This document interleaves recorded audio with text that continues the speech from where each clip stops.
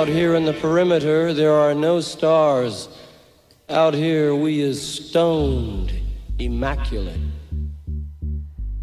Hello and welcome. This is the C86 show. I'm David Eastaugh. As you know, we love a special guest. This week it's going to be the Mission of Burma, because I recently spoke to Peter Prescott to find out more about life, love and poetry, plus all the other musical bands he's been in before and after the Mission of Burma, including Volcanic Sons, Kustomized, Peer Group, and also his current one, Minibeast, that we're going to talk about as well. Anyway, after several minutes of interest but casual chat, we get down to that exciting subject that was the early formative years. Peter, it's over to you.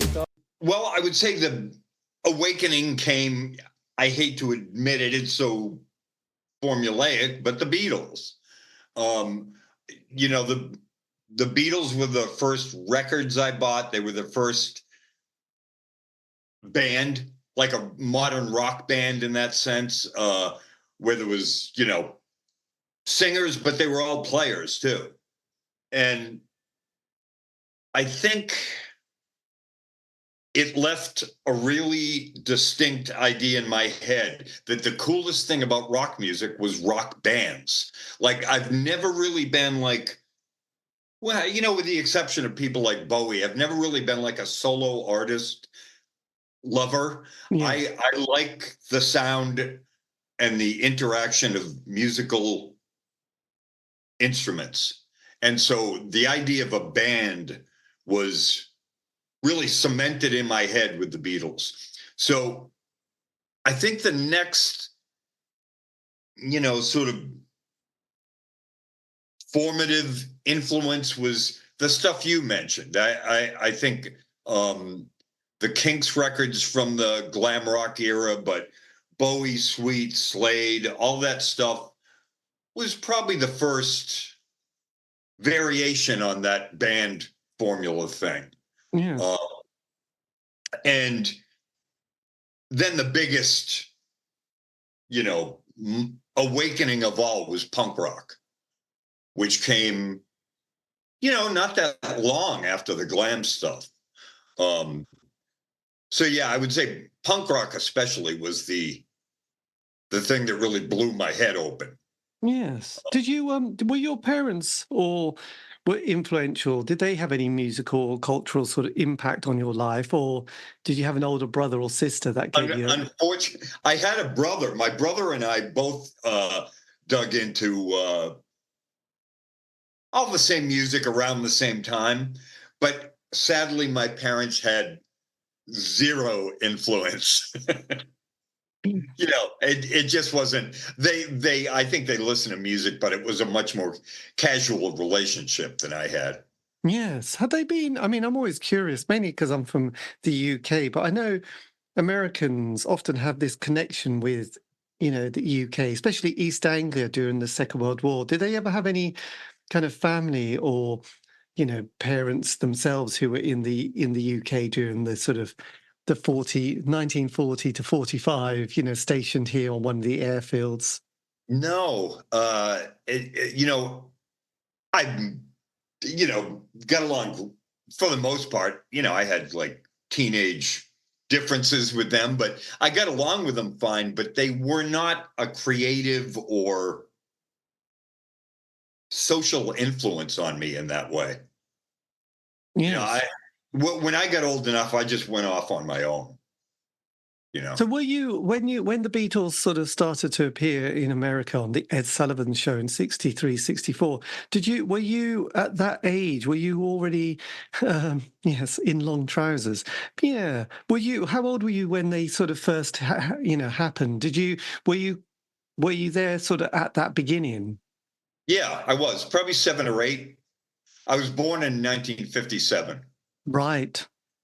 So there you go. So by the end of the 60s, you'd be a teenager. Actually, did you sort of were you aware of that kind of change in the sort of the 60s? That sort of 67 Summer of Love with all that kind of vibe going on.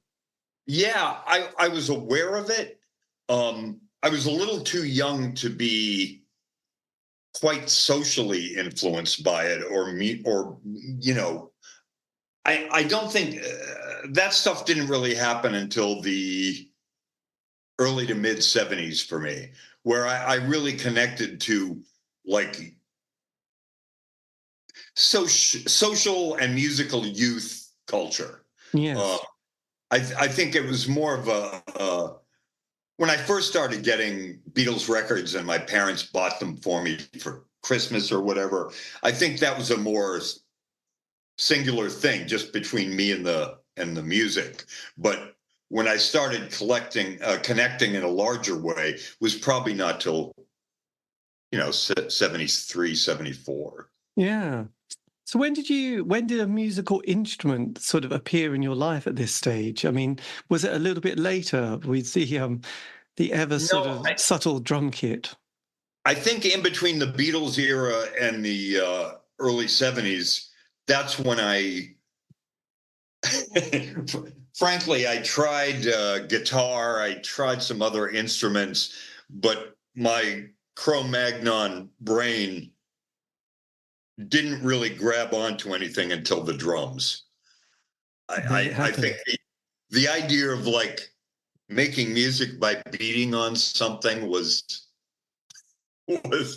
made for me. So yeah, the drums happened late 60s, early 70s, and for a long time that was my only instrument. And what was the first gig you went to at this stage? The first one I think was Jethro Tull and Wild Turkey. Fantastic. My God, what a band, Wild Turkey. And also, obviously, we love early Jethro Tull. I remember there's an album, Stand Up, Benefit, Minstrel in the Gallery. They were just such Right. great albums. I went to see, around the same time I went to see the Faces with Rod Stewart. Ronnie Lane. And then I think the third show I ever went to was Ziggy Stardust. Oh my Bowie. God! You saw you really you sort of hit high, didn't you? You were sort of there was only one way down, because I always remember John Peel from the famous Radio One show. Him Yeah. saying one of the best nights of his life was seeing the Faces. I think it was 73 in Sunderland, when Sunderland Football Club had just won the FA Cup against Leeds, and they were, Leeds were in the first division, Sunderland in the second. There was no contest; it was going to be embarrassing, and then Sunderland won. And he said that night of seeing the Faces with the Sunderland the fans who were ecstatic, and they were such a great live band, the Faces. It was just, They were. Yep. God, that must have been incredible. Yes, God, what a band. So yeah, so there you go. That was quite good. So when you got to 16, that was like 73, 74. Did you leave school? Did you go on to sort of higher education at this stage? I didn't. I did not. And most of my friends did. It wasn't like I avoided that because I was like, I'm going to be a professional musician or anything like that. It was more like a little more the 60s idea that like, now that I'm out of school, I'm going to look around, I'm going to live. I'll figure out stuff on my own. And I didn't end up going to college, but the funny thing was when I moved to Boston and I started playing in bands, most of my friends were in college at the time, so it was like an environment that I was around and aware of, but I never went there. Right. My God, that was quite a. I guess it is, if everyone else is going, it's quite a big decision not to go down that path, isn't it? Really. I think again, it wasn't that I didn't want to. It's just that I was sort of enjoying living free form. Yes, absolutely. And obviously, just tell me, what was the Ziggy Stardust concert like? Was that was the audience on side at that point, or was there still a little bit of a reluctance? Well, see, that was, I mean, that was a formative moment because, for one thing, the people were identifying with the guy on stage so heavily that they were dressing like him. And I had never seen that before. where there was this incredibly strong identification with this guy that was pretty much breaking a lot of boundaries right in front of my eyes. And so that made me realize that, like, rock music can be anything. It doesn't have to be just, oh, there's a couple guys on stage and you're sitting there clapping. It can be a much more interactive and uh, intense experience to be into a musical artist. Yes.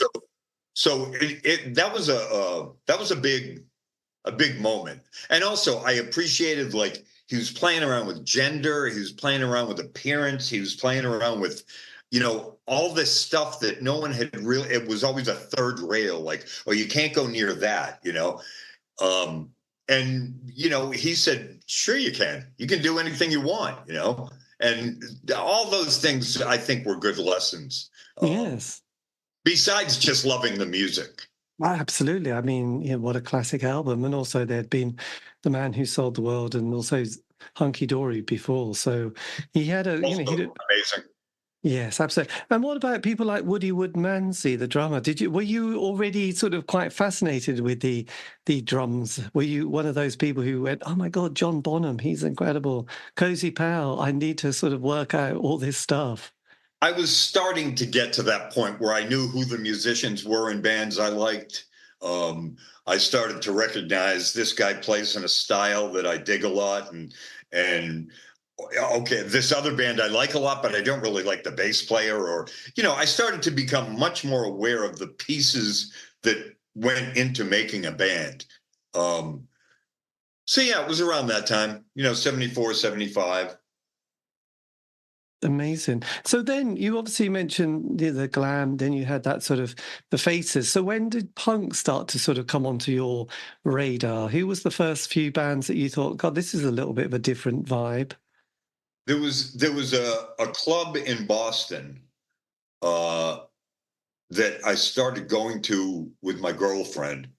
And in the course of month and a half, 2 months, I saw the Cars, the Dead Boys, a few local bands that were amazing. DMZ, the Nervous Eaters, the Real Kids. And when I got into punk that was local as well as international.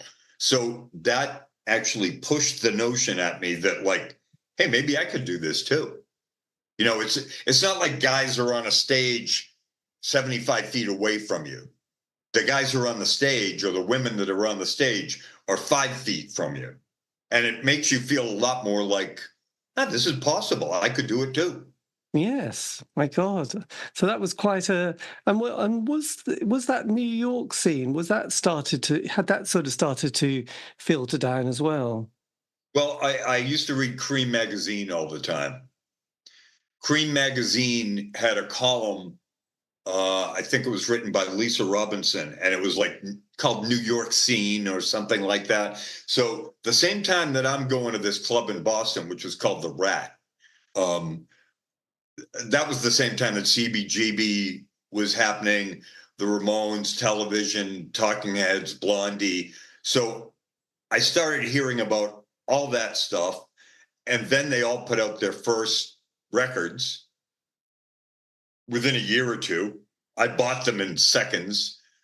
I mean, there's no doubt, you can't underestimate how strong I was into that. I like, and sometimes I lost friends over it. I'd play the Ramones record and they'd go, what is this shit? Take this off, and I'd go, okay, I guess we're not going to be friends anymore. Yes. It started to become sort of a dividing line, but in a good way, because that meant, like, okay, there's some music that you're going to have to fight for, you're going to have to look for. It's not going to be easy to get, but if you care about it enough, you'll find it. Yes, it's interesting. Did you? Because I mean, music. I remember being very tribal when I was growing up. So there were certain bands I quite liked, but I couldn't admit it because it would have been, you'd have almost been beaten up for it. Because I came from an area which was very sort of a bit rock and heavy rock. It was status quo. It was kind of that metal. So anything like two-tone that came along, like the Beat, Madness, the Specials, it was like, oh, I quite like this, but I will literally be thumped and called names and probably called a puff, really, for liking it. So, There's no doubt that happened. And I never looked particularly punk rock, but it was funny. If I walked down the street, even in Boston, when I moved up closer to Boston, um, there were certain people that would look at you and know what you were into, and they were like ready to give you shit for it. So yeah, it did become sort of a dividing line, but I didn't care. I was into it, and I was going to stay into it. yes. And with that Boston scene, did you, because I did an interview with the members of the Human Sexual Response, Oh yeah, were they quite a major player on the Boston scene at that stage, or was it just one of many bands? they were. There was we Mission of Burma used to play with them. There was a band called La Peste, DMZ. Trying to think who was. There was just tons of great stuff, and Human Sexual Response they were popular within our punk rock world. Yes, it was funny because I think there's a bit of a connection, isn't there, with Malcolm Travis, the drummer, and because he goes on to work with Sugar, doesn't he? Because I remember seeing Sugar with Bob Mould in the early 90s when they brought out Copper Blue. So Well, Malcolm played on one Kustomized record with me. I was playing guitar then, and he played drums, and he's an amazing player. Incredible. amazing band. Yes, they were good. So how did your musical formation sort of develop as we trundled into 77, the Silver Jubilee in the UK? We were all so happy for Elizabeth. When I first started playing in a band in Boston, they were called the Molls, Molls, and they were a little like Burma. They were a punk rock band, but they were also really influenced by uh, John Cale, Kevin Ayers, Eno, Roxy Music, Can. So they were on the progressive rock end of punk rock. Yes, do they call it the Canterbury scene, Kevin Ayres and people like that? Is that sort of slightly arty, proggy, acoustic, that kind of vibe, really, wasn't it? Well, that was my gateway into punk rock. It was that I had heard some stuff just before punk rock started that led me toward the rest of it. And so the pre-punk stuff for me, actually, though I love the MC5 and the Stooges, I actually got into them when punk started. The stuff that I was into before was more like I just mentioned. It was more the arty, progressive rock side of that stuff. So when I started playing in bands, including the Molls and then later Mission of Burma, that arty side was sort of already there. So that kind of mixed with the punk rock influence.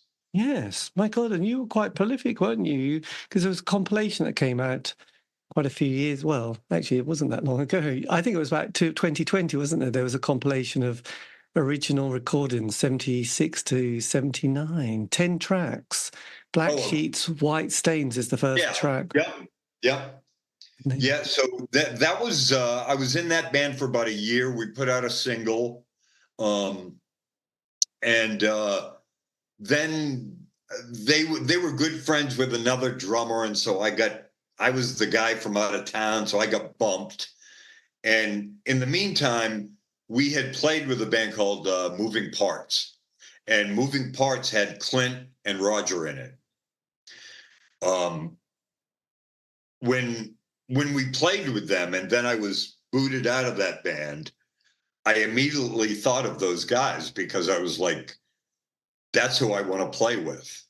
And I tracked down Clint, the bass player, he was a bartender somewhere. And I said, so what are you guys doing now? You're not in that band anymore. You're going to do something new. And they said, yeah, we're trying out drummers, and we want to do something more guitar heavy, more sonically.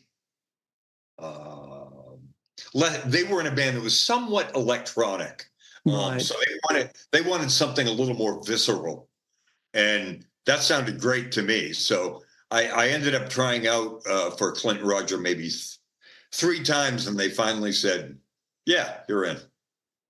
There you go. So it sort of, you had sort of quite a musical story between the members, sort of a particular idea of what you wanted to become after your so-called apprenticeship with earlier bands. Right. Interesting, yes. And did it kind of click and sort of all line up quite beautifully when it started?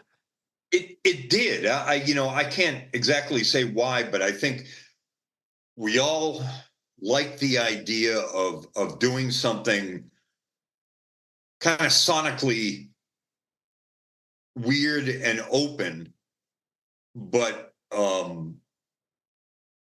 I think we all had the arty influence in the DNA. So when we came together, I think we were just in agreement that we wanted to have like the arty stuff banging up against the guitar stuff. So it was visceral and like intense, but that it was also kind of probing, that it could go off into space at times.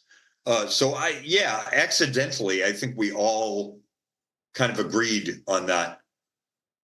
And that was idea. and that was sort of 79 time, was it, when the band Yes. started? And was it the case that you got the first single was that was written by Roger, which was New Disco? The first thing we put out,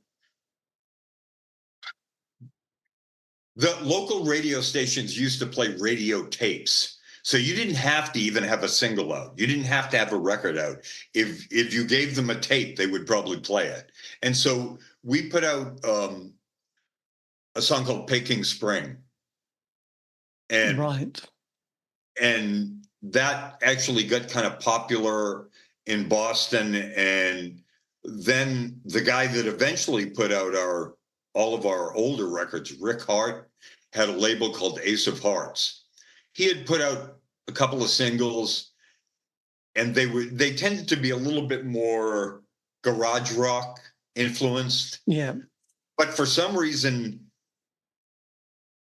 he saw something in us. I don't know what it was, because we were pretty noisy at the time, but there was sort of an anthemic quality that was growing in our songwriting, I guess. And I think he saw that and read it, I don't know, sort of as a modern version of the Yardbirds or something like that, because he was a big British invasion guy. Right. So, he said, I'd love to do a single with you. And we recorded it, and it was so not punk rock the way we did it, because he brought us to a really nice studio. It was very sonically, I mean, if you listen to it now, it's almost funny how refined it sounds for a punk rock song, because it's like an acoustic overdub. And I think we did like 12 versions of it before we picked out one. So oddly enough, it was not a punk rock experience to make our first single. It was kind of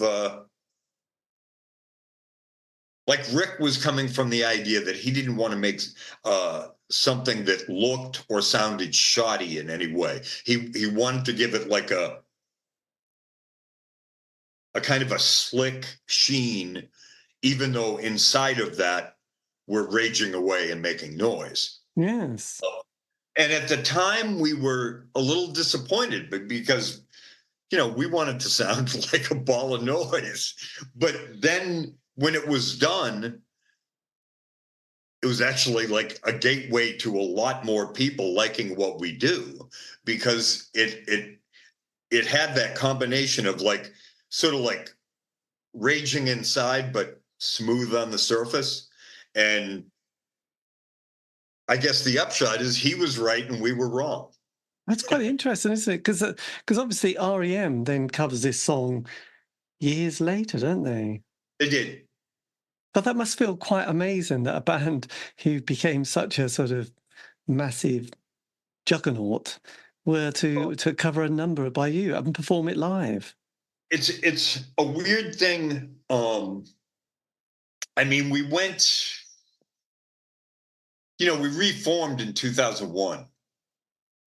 And I think we played for 13 years when we reformed. And that was how we actually got attention. Back in the day, I think there was, we were moderately known across America because we did tour, and not too many bands from that time, punk rock bands, went out on tour, but we managed to do it a bit. So we left a little bit of a legacy there. But for the most part, in between when we broke up and when we got back together, it was a mildly appreciated footnote. It was like, oh, they made a good album, like a cool single. Like it was sort of like fun punk rock history for most people. And when we got back together and started playing again, then people actually knew our name, knew who we were, and it sort of spread the news a little bit more into the mainstream. Yes, let's say.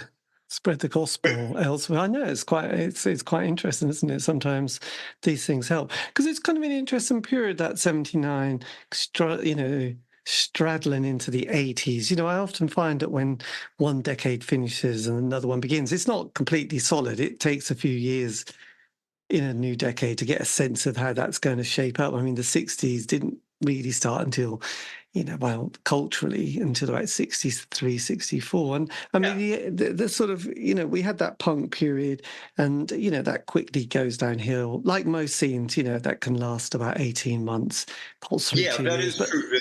There's sort of a hangover, I guess. Yeah, and then you had that sort of post-punk period in the UK, and then sort of as we got into the 80s, there was a goth scene, there was that new Paisley scene, there was the kind of new romantic world happening, a bit of psychobilly going on, and it was a few more years before kind of that indie pop sound started in 83 with people like the Smiths. So you obviously had that kind of period, didn't you, of like, you coming in at the same time that, I suppose there was REM, but there was U2, Big Country, Julian Cope, Teardrop Explodes. And It was even more so Gang of Four, who we played with several times and we really bonded with.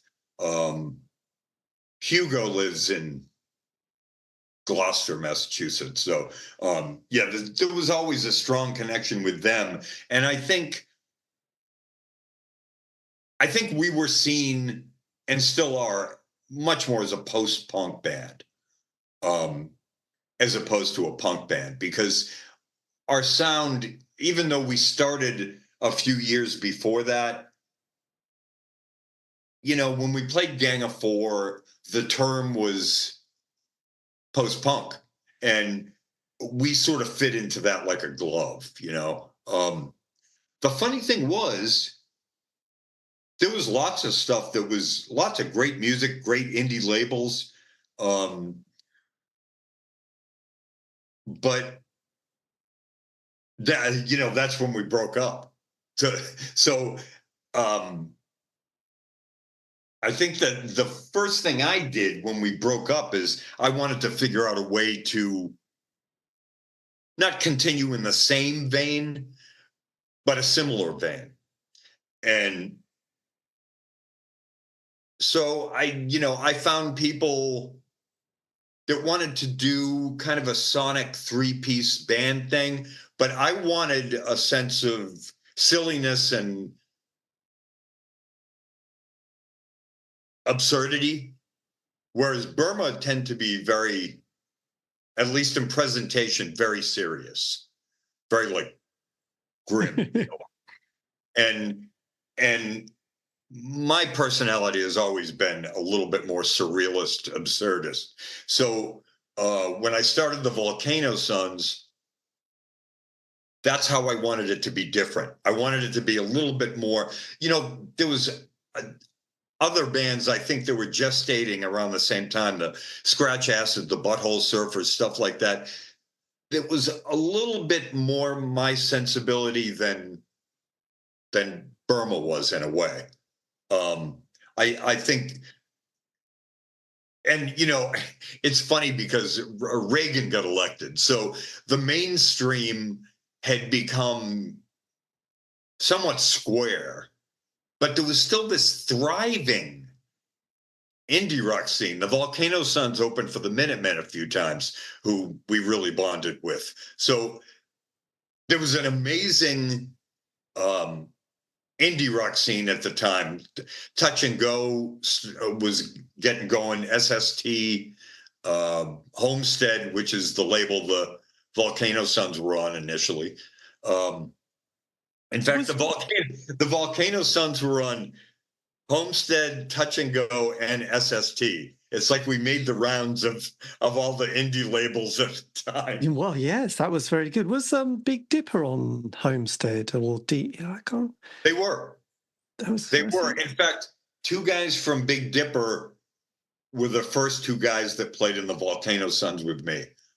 There you go, my God. It was a small little world. It's a small world. I think Homestead and Demon Records seem to be connected, but perhaps that's to do with license in the US or the Europe and UK. I can't quite remember, but there seemed, from this very hazy memory, without having done any research for a while, yes, I seem to remember there was a sort of relationship between Demon and Homestead Records. But well, Homestead put out, I think, the first American Nick Cave record. Right. I know he put out a bunch of New Zealand stuff. He put out the Chills and Tall Dwarfs. Wow. So yeah, Homestead was somewhat international. I would imagine, yeah. Well, see, in the UK, I mean, we were lucky in the sense of we didn't think it at the time, but we had, the John Peel show, which was this great beacon that was there for 2 or 3 hours a night for about, 3 or 4 nights. And then we had 3 weekly music papers, which again, really spreads the gospel, doesn't it? NME, Melody Maker, Sounds. And, it doesn't take much for a band to go from rehearsals to the first single to John Peel to suddenly, and every little city and town in the UK, and big city as well, would have an alternative indie night somewhere, like on Monday, Tuesday, or Wednesday. So, people could suddenly, with a little bit of kind of airplay with John Peel, suddenly get to play in front of 100, 200 people in a totally different city, and get in their little transit van, up you go, down you go, across here, like every place had that kind of, from the Princess Charlotte in Leicester to the Harlow Square to, the Duchess in Leeds, the Norwich had the Wild Club at the Arts Centre, Bristol had a scene, everybody had that scene. So it's sort of, we are a tiny country, unlike, when you look at America, where in a way, the good thing you guys had was that it was all so concentrated. Yeah, I mean, the UK is, in comparison to the States, tiny. And we're so sprawling. Yes. For someone to get established or take off when they were making, music that you wouldn't consider mainstream was far more complicated. While we would hear stuff come out of England, and like you said, it'd go from rehearsal space to, someplace huge in like a year. So yeah, it was a different thing. But I think what we were all looking for is just good music, cool, music that breaks the mold. And that was coming from everywhere. That was coming from the UK, from New Zealand, from, the States. So I think everyone was just, our ears were retuned. It's like you don't have to settle for whatever is on, a radio station on, or at that time on MTV either. You can go to a club down the street from your house and hear a band that's as good as any of those. Yes, absolutely. Well, you Really mentioned, cool. yes, well, you mentioned Reagan, and we had Thatcher, and there was a sort of a real mainstream in those days as well, where, we had Duran Duran, Spandau Ballet, I mean, Sade, that Trevor Horn production sound, which just started to dominate the daytime radio, and you had, your sort of rather muscled, chiseled looking rock stars as well, who were buying into a sound. I mean, a few years later you had that whole Bon Jovi thing, but we also had, I mean, I did like Bruce Springsteen, but when he brought out Born in the USA, it was, production wise, you listen to it now, it's quite hard going. But yes, there was something about, yes, make it big, Reaganomics, we're going to be, so there was an immediate, huge unemployment in the UK with all the lefties, socialist types, and then you had the kind of yuppies, and it quickly, and huge unemployment. But we had that thing called unemployment benefit or job seekers allowance, where people could get £30 a week, housing benefit, council tax, and then at the age of 18, consume lots of drinking, smoking, and just being in a band. So I think that's one of my theories why there were so many bands in that period, because there was a lot of free time to make a noise and then go, oh, look, John Peel. Oh, John Peel's given us a session at the Maid of Vale Studios with Dale Griffin, who was the, Mott the Hoople drummer. And off that little 3, 4, 5 year narrative went, and 3 albums and lots of touring and bad diet. But, that's fine. Well, it was funny because Burma, when we did touring, it was such a primitive system. It was unbelievable when you think of the way it's a multi-million-dollar world out there for touring bands, small and large. At the time, there weren't that many bands that called themselves punk rock that even were able to tour. So that system was in its primordial stage. It was in its infancy, and by the time the Volcano Sons had put out a couple of records, that system was actually sophisticated and in place. It doesn't mean that every night we were on tour it was packed in the club. That wasn't the case, but sometimes it was, and at the very least you knew there were places you could play. So the Sons ended up touring much more than Burma did, just because the system was set up. It was ready to use. Yes, absolutely. And then sort of just sticking. So the next release you had, this is the Signals, Calls and Marches. This is quite a big release, isn't it? And is critically acclaimed. So at this point, the band were absolutely firing on all cylinders, weren't they? Yeah. We knew what we were doing and we liked it a lot. Again, that record was a little bit slicker than we wanted it to be, but we had trusted Rick before and we trusted him again. I think that after we put that out and that did well, we wanted to do a full-length record with Rick, but this time we said it's got to be a little bit uglier. It's got to be a little bit grimier. It has to be a little bit more dissonant. And he agreed. And that's how we made Verses. Blimey, there you go. 82. This is all happens, doesn't it? This is a big year. Did you have a lineup? Did you have any changes in your lineup at this stage? No, it was the 3 of us, and Martin Swope did tape loops and did sound. So the initial band was always those 4 people. Blimey, and it gets incredibly. I mean, this is a classic album, and you write. Learn how, don't you? This is one of your numbers on the album.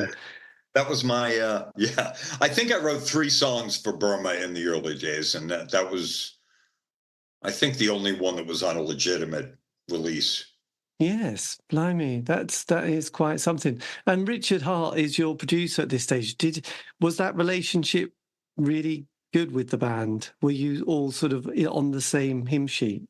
It was. I just want to emphasize that initially he tended to want to make things a little cleaner than we wanted. But again, it was a case of trusting the guy, and he trusted us. And I think because we had a great relationship with him and still do, I think we went with it. It was just when it reached the point of making a full length record, I think we were confident enough, and he was comfortable enough with the idea of getting a little bit uglier, getting a little bit more intensity and maybe more the way we sound live on a record. Yes. Was it heartbreak? I mean, at this stage, then Roger has problems, doesn't it, with his hearing? Is that what did it affect everybody? You know, the sound levels of the band. See, he'd been playing really loud music since he was a teenager, and he was a little bit older than Clint and I. So by the time he came to Boston, which might have been 76, 75, by the time he came, he already had tinnitus. So when we started playing, I was a big cymbal basher. You know, when it came to drums, I it wasn't like, touching the bell. I was, I was bashing. And unfortunately, one of the cymbals was right next to Roger's ear. So it didn't help in any way. It made things worse for him. Now, Clint and I, to this day, have some hearing reduction in one ear or the other, but we have never had tinnitus. Roger had tinnitus from the get-go. So by the time we put out that record, he actually had come to a point where he had to decide, if I don't start playing quieter music, I won't be playing any music. And obviously he's always been, he's like a lifetime musician. And so that is the main reason why we broke up at the time, because he had to figure out a way to play quieter music, which was what he did for the first few years after we broke up. Clint didn't go on. Clint didn't do anything for many years musically. He got into television, and he was a producer on a local television show. And he was sort of like, appreciated his time in the band, but I don't think ever expected to do it again. Yes. I, on the other hand, still had ears to kill, so I went into the Volcano Sons. Well, that's right. In '84, there you go. It was you and various members of Big Dipper. Yes, initially, yeah. That was it. And but then was your debut album was the Bright Orange Years, wasn't it? Right. Yeah. And this is on Homestead Records, isn't it? It's been reissued by Merge. So Yeah. Merge has put out CDs of the first two Volcano Sons records. Blimey, that is incredible. That was Bob Weston. But did he remaster it? He did. He did. And also Bob was the bass player in the band for the last 6 years. The bass player in the Volcano Sons. You had quite a few lineup changes, didn't you, at this stage? There were, yeah. Was that quite hard work? Every band I've ever been in, except for Burma, always had lineup changes. So I guess I just got used to the idea that nothing is set in stone. Sometimes you want to keep the band going, but somebody wants to go, and in which case you get somebody new. You So just keep. I've never found that to be a problem.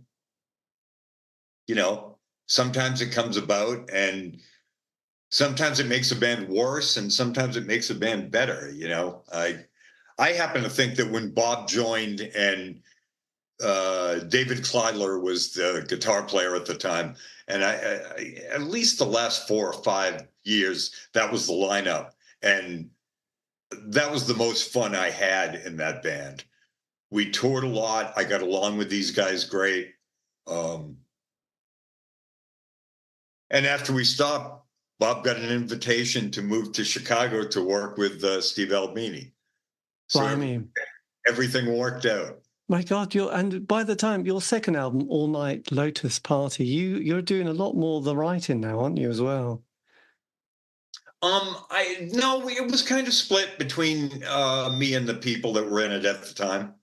I mean, it was about half and half. Yes. And I'm on that musical front. I always find it quite interesting in the 80s, I suppose, because I was a bit obsessed with everything then. But did because in this country, we have the great indie years, 83 to 87. That was when the Smiths appeared, and that was quite a big one. But then we were always fascinated with what John Peel was playing, which could be anything from Bulgarian folk to Napalm Death. But then, anything from America was always like, God, this is exciting. Big Black, Husker Du, the Swans. There was also the Cramps were coming through. So musically, this is a great period, isn't it? Were you feeding into that as well as a live band? I absolutely. I mean, we were playing with so many bands that were they were sort of peers at the time. Um, and yeah, I have to laugh because a lot of people thought like, oh, the 80s didn't have any good music. And I'm like, are you nuts? Are you nuts? Like just the bands you mentioned, Big Black, Husker Du, Swans. I mean, there was an amazingly rich uh, I guess in a sense, you'd call them all post punk because they grew out of punk rock stuff, but they were all so varied and disconnected musically from each other. That book that Michael Azerrad put out, This Our Band, band. Your Life. I think that was the first time that anybody said, okay, none of these bands really go together, but they do. They were from one period of time. They were of an eclectic but visceral mindset.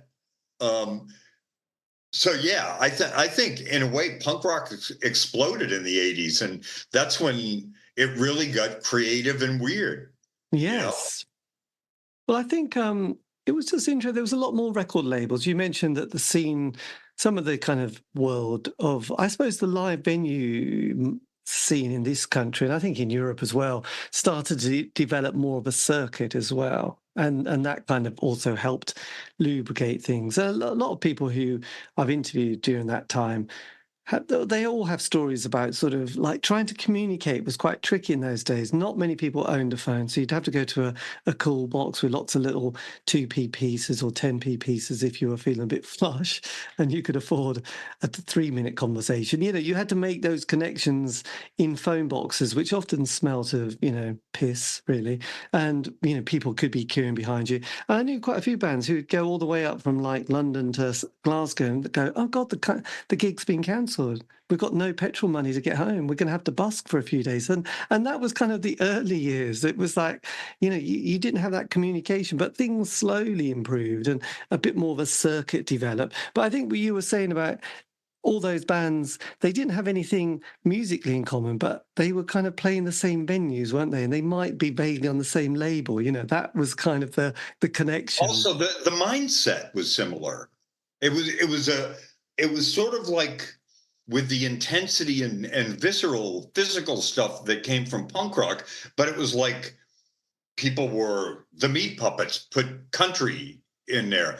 The Butthole Surfers put like psychedelic stuff in there. So it's just that people were coming from a certain starting point, but they as far as what they added as an influence, it could be anything.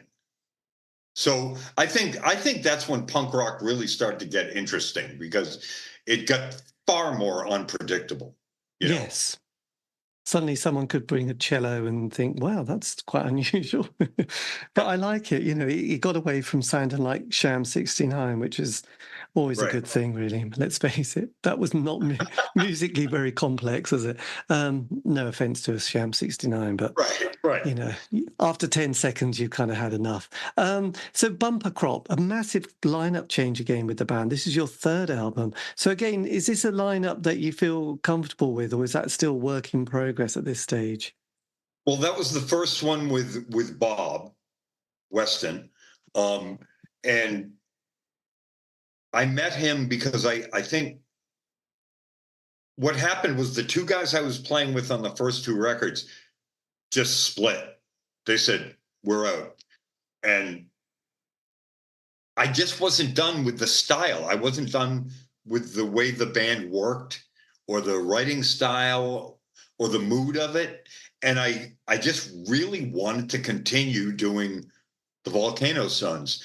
And when I hooked up with new people, Bob and this guy Chuck Hahn, I was like, I want you to bring what you bring to it, but you know what we're going for here. And luckily, they were both fans of the band already. So it ended up being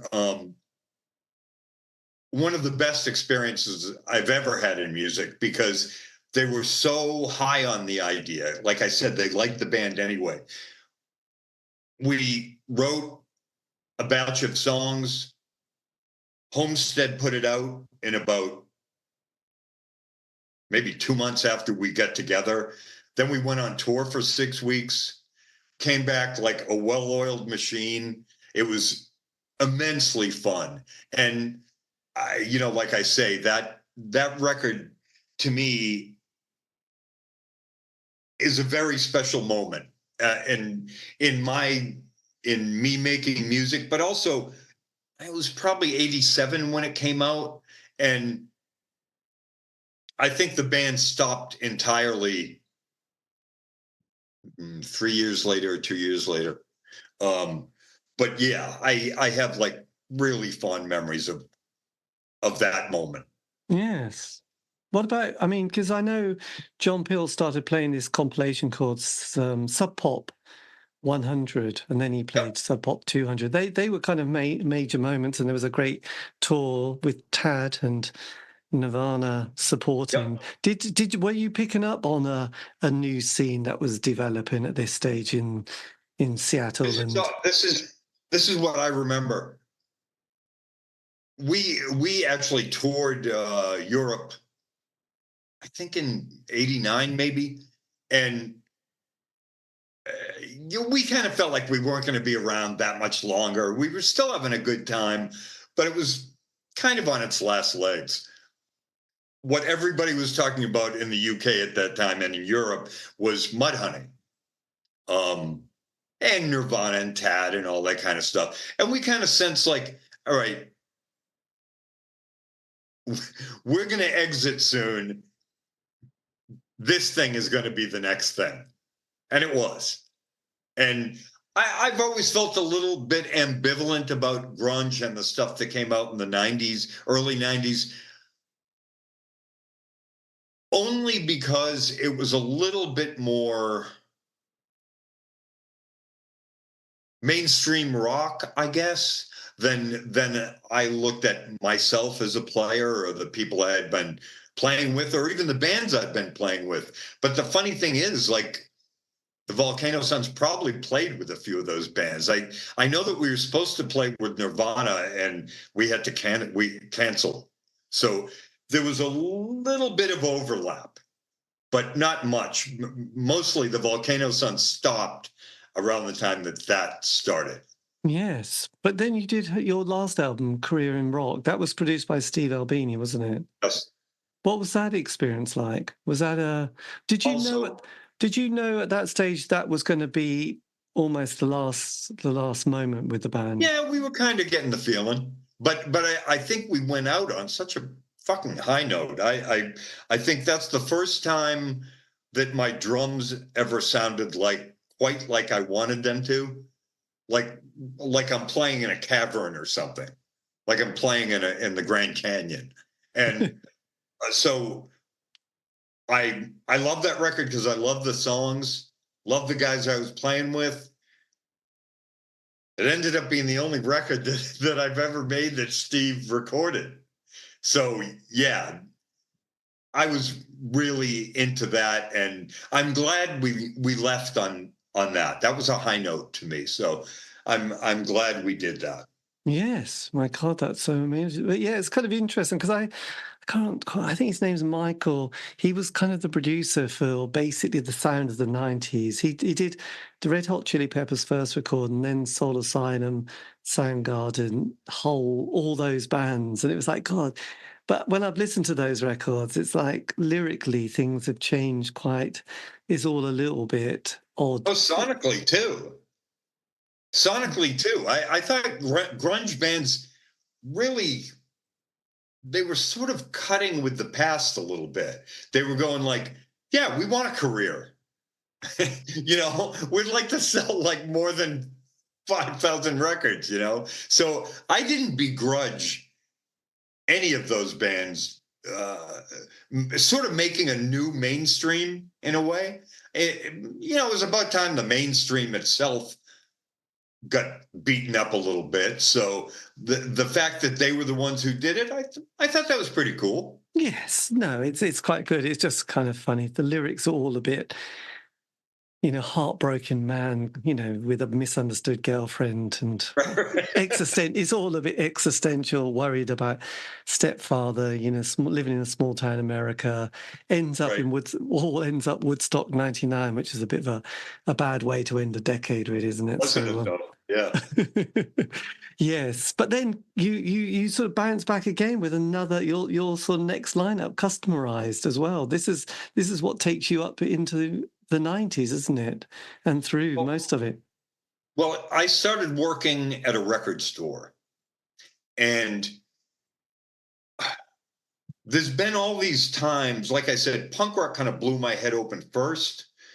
But when I started working at a record store, suddenly all these things that I had never paid much attention to, rockabilly, surf, jazz, funk, soundtracks, dub, all those things, suddenly I was really enjoying. And I had never really paid a lot of attention to any of that stuff. My world was like hard rock and punk rock, And so working at the record store, I had a great relationship with a couple of guys there. We were sort of digging on more older rock styles, like way pre-punk rock styles. And that's how Kustomized started. I think it was a little bit more of it was based more in older rock that I had always ignored as a kid. I mean, when I first saw the Beatles, I did not want to listen to Elvis. I was not interested in Elvis. It was the band thing, the Beatles.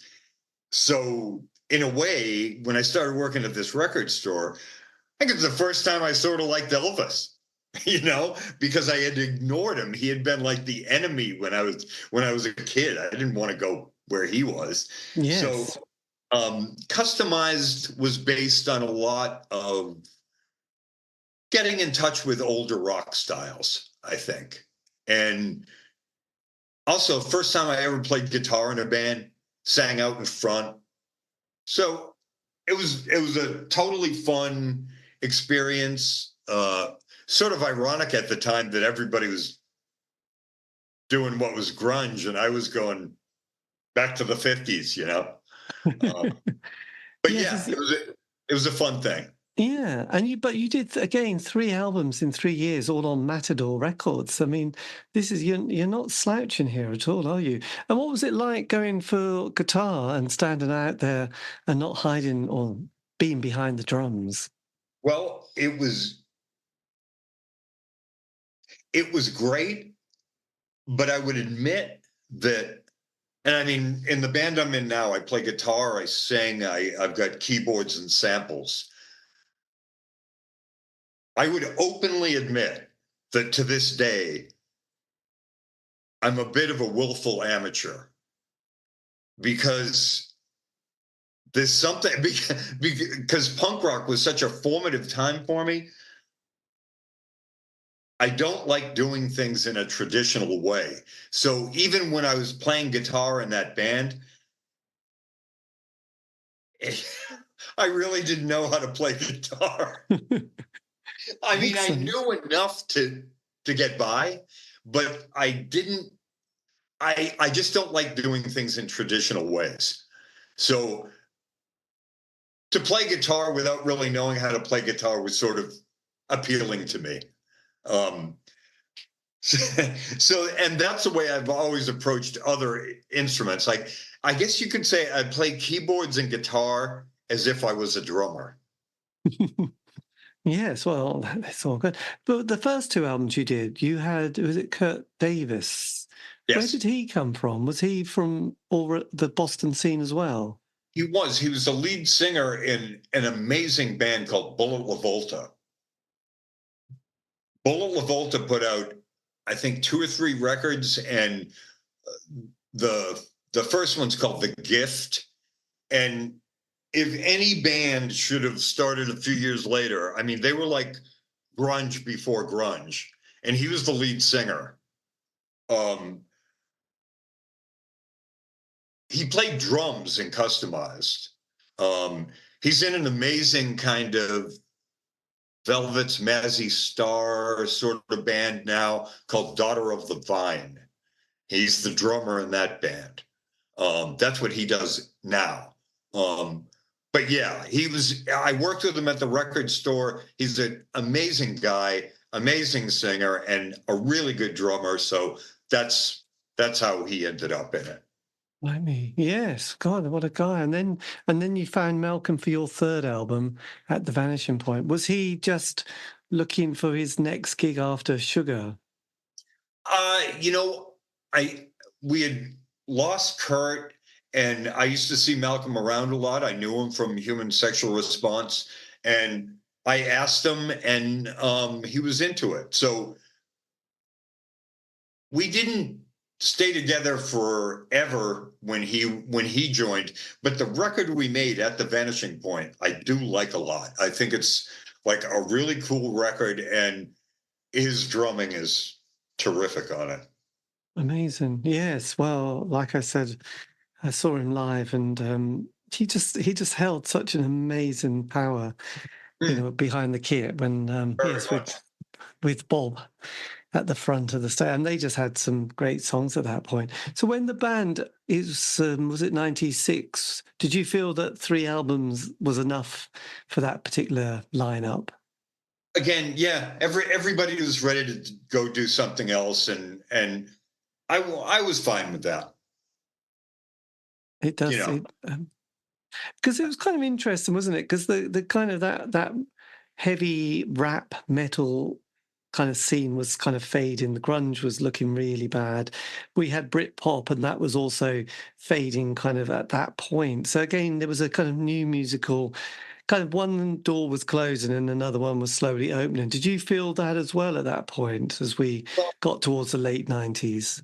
Yeah, I did, and I liked that. And what was sort of what had a momentary rise was turntablism and sampled music. And around that time, might have been a little bit later, but I really got into Massive Attack and Tricky and all that kind of stuff. I thought like it actually sounded so fresh and new after toward the end of grunge. Grunge was a little tired, I thought. And when this stuff came in that was sort of recycling other music inside of it, I was like, this is awesome. I was even though a lot of it didn't use actual drums or they use sample drums. I wasn't turned off by that. I thought, like, this is fresh. This is something that, like, I'm usually fond of a new movement. Yes. Even if I don't love it per se, it's new. It's something fresh. So, you don't have to listen to all of it, but there's usually something in there that'll kick your ass. And so, yeah, there was a bunch of stuff that I bought around that time. In fact, there was a small period of time where I really wasn't buying indie rock. I was buying that kind of stuff.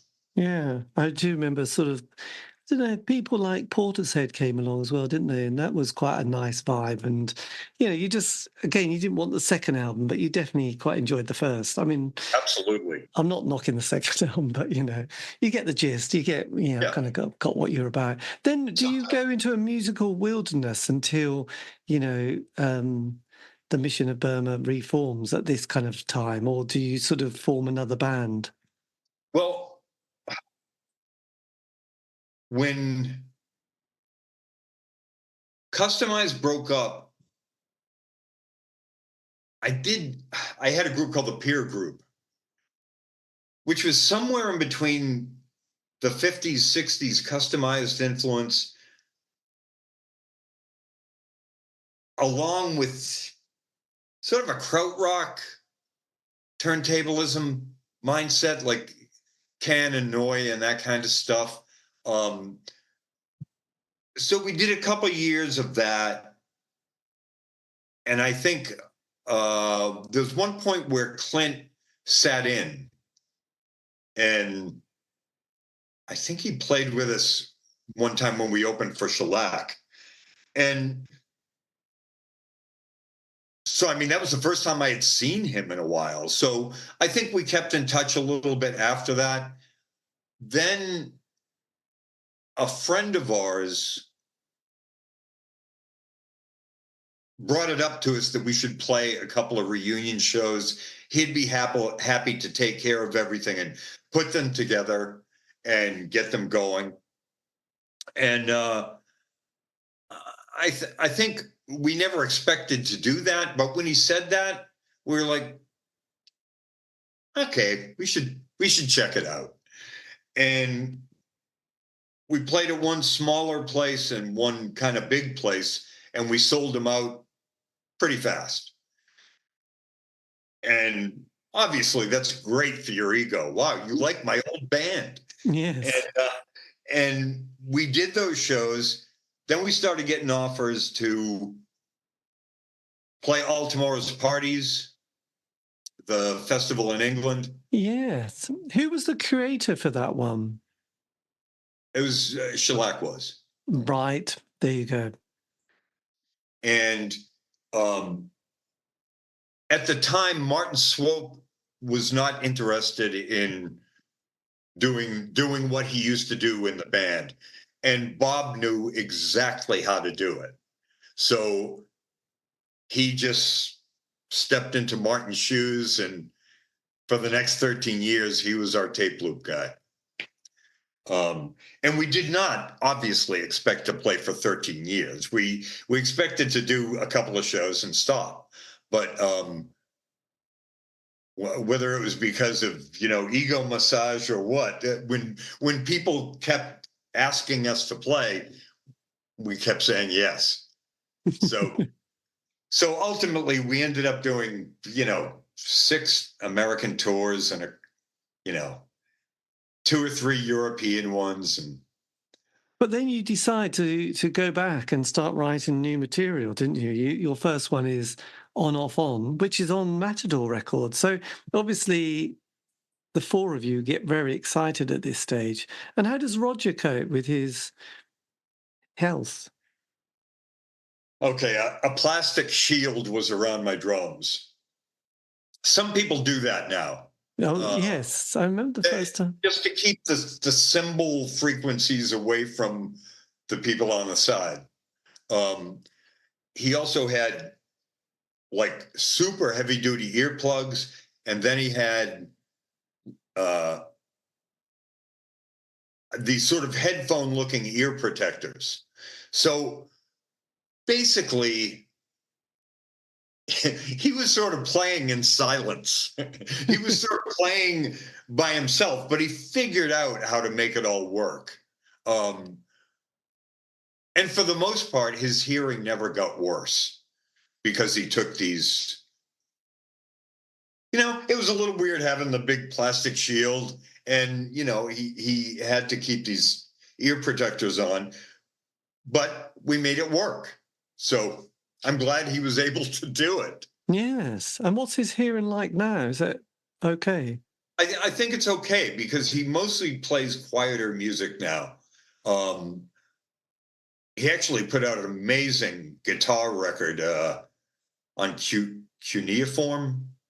Uh, it's called like Six Studies for Guitar or something like that. It's if you can find it, it's really amazing. He put that out like 2 years ago, I think. So yeah, that's how he does it. He just plays quieter music, and he still, has the ear protectors. Right.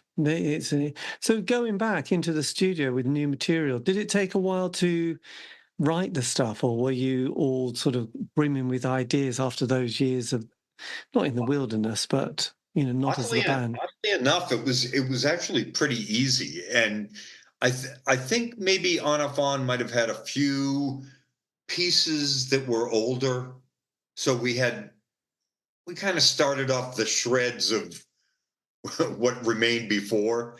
But by the time we got to the Obliterati, it was all fresh stuff. We were actually tight again. I think we were playing really well. So that's probably the reunion record that we would all say that we love the most. I think On was solid and had a good sound to it, but I think we were actually back in gear on the next one. Yes, absolutely. And then you did a few archives and a live album. Did you feel like there was kind of work on the archives to tidy up before sort of moving on to new material? Was it quite nice to sort of go back and release some of that material? Um, I think that the live album we put out, actually, we put out closer to the first part of the band. Um, but what Matadors did, they put out really amazing expanded packages with DVDs and booklets, and everything was remastered. So any old material we had got this absurdly reverential uh, treatment. So that was nice that Matador not only put out the new music that we were making, but they put out these really beautiful packages of the old ones. So our relationship with those people, holds, kind of holds over from Homestead, where Gerard Cosloy was also connected with both labels. Yes. But yeah, it was really nice of them to do that. I think we ended up putting out. Your next album's The Speed, the Sound of the Sound, the Speed, the Light. That was the next one. Were you pleased with that release? Less so. Was Obliterati the one that's like that was the peak? Yeah, I think so. I think we had hit this sort of really comfortable but creative edge with the Obliterati. I think the other record we don't hate or disavow or anything like that. It's just not quite as good. But then your final album, Unsound, were you pleased with this one? This is on Fire Records as well. Did they come in with an offer you couldn't refuse? It wasn't such a huge offer, but I think we kind of felt we could leave on a better record than Sound the Speed, the Light. And we also were sort of into the idea that maybe Fire could be a place to keep us in print in Europe, which didn't work out. But I think we're all glad we put out one more record. I think we had it in us. We were comfortable, and we thought that was a better way to go out than the previous one. Yes, fair. Did you know when that came out that was going to be the sort of the final chapter of the band? We didn't know, but we were all getting ready to give it a rest again. You know, Yes. I we had no plans to play for 13 years. It just spiraled into that, you know. It's great, isn't it, having those moments? I think it's kind of sometimes really nice for a band to have another opportunity to appreciate what they did the first time, especially when you're young and it all just happens. And I think with most bands, they think, well, this is rather easy. I'm sure this is a bit like somebody who's in the world of, I don't know, finance and stock market, who just happened to be on the ride when it's going up, thinking, God, why isn't everyone doing this? What could possibly go wrong? My genius is obviously here. And then when the market crashes, they realize they've ended with nothing, going, oh, I I was don't just I don't think we were thinking that, but I know what you're saying. yes. But I think sometimes people didn't realize at that time, a record label would come along, airplay would come along, bookings would come along, and they think, oh, that's nice. And then when they get the next band, it's like, right, okay. And it's like, no one's that interested. What's happened? So sometimes it's a little bit humbling, isn't it? So what happens after the band? Do you then continue with your musical combos that you do, or did you give it a bit of a break? Well, before the band stopped, uh, I had made I had never done this before, so I just made a bedroom record. I had a recorder, um, overdub stuff, used sample drums. And it was more or less an experiment, but I was into it. And that record's just called Minibeast. Um, I formed a band to kind of play that, and I wanted it to be much more in that direction of Can and krautrock and Germanic sort of groovy stuff. Um, Not indie rock, not punk rock, not grunge, not any of that. I just didn't want it to be that. And that band played for maybe a year. Then I broke it up and I went back and made another bedroom record, which is called Free Will. And then tried to reform Mini Beast as a live band,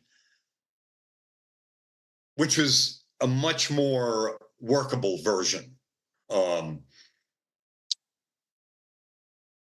Went through a few different members until I settled with the people that I'm with now. I've been playing with the drummer for maybe 8 years, This a is long time. Keith. Keith, who is one of the most amazing drummers I have ever seen, much less played with. Uh, the bass player we have is a guy named Niels LeWhite. Um, Very like funky, tough, like can do these real repetitive lines. So right now I'm in exactly the kind of band I want to play in, which doesn't often happen. No. So So you brought out about 4 albums. The last one 2 years ago, On Ice, wasn't it? With you had, saxophone, yeah, keyboards, the whole caboodle. God, so you're going into quite an experimental sonic soundscape here. I suppose that's true. I'm not sure why that became. It kind of goes back to that record store experience that I mentioned. Like I was listening to so many things and I was like, how can I just play punk rock now? I know of all these great sonic little corners you can crawl into. And to make a band that actually like access that stuff is a lot more difficult than you think it is, because you've got to find players that want to do this. Um, which I eventually ran into, but it took a few years. And Yes. um, so yeah, I think the soundscape thing, but I don't want it to be academic. I think we're a really silly, fun, ridiculous live band. Um, so I didn't want it to be like some dry academic thing. I want to pump life into this kind of thing. I've always found Can and Noid to be really fun. I don't find krautrock is looked at as very serious, and I find it fun. I find it like groovy and fun, and so yeah, I think that's I again, it took a while, but I am playing in the kind of band at my age that I want to be playing in. Yes. Well, God, it's still great to have that kind of exciting new passion, isn't it? And It I was is. just looking at Keith's website. He's quite the illustrator, isn't he? He is. He's great at that too. So yeah, I really really lucked out with stumbling into the two guys I did, and you know that'll end at some point too. But as far as I'm concerned, I'm really happy doing it. Amazing. And do you get a chance to play live as well? We play live all the time. Yeah, In the we've gone on a few tours. We're going on a tour this fall. Um, yeah, we play live a lot. In fact, this summer we took a month off, and we were like, this is the longest we haven't played in years. So yeah, it's a very active live band. And we got a new record that hopefully will be out in November.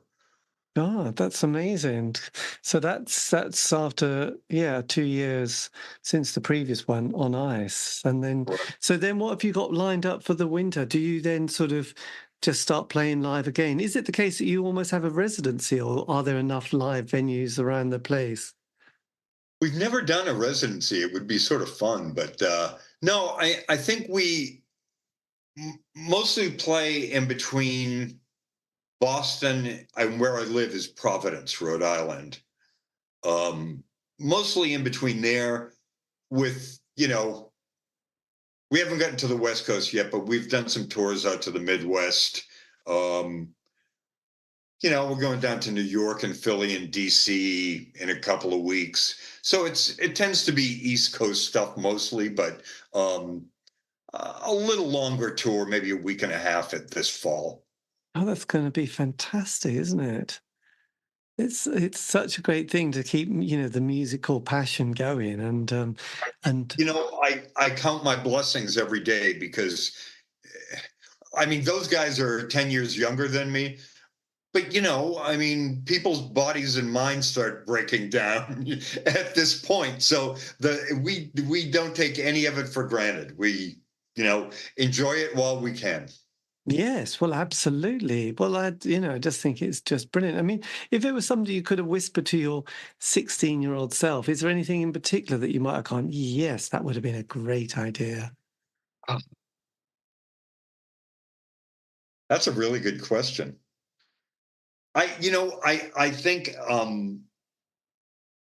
think not that there isn't anything I could tell me, mostly because all along the way, when I had to adjust to something, a new band member, a different label, a different band, you know, that's kind of what you do when you're a musician. You adjust and you change and you evolve. And if you don't do that, you stop playing. So I think, you know, not that I was particularly brilliant when I was a young person, but I do think I was aware then and I'm aware now that you have to do this, you have to be ready to change.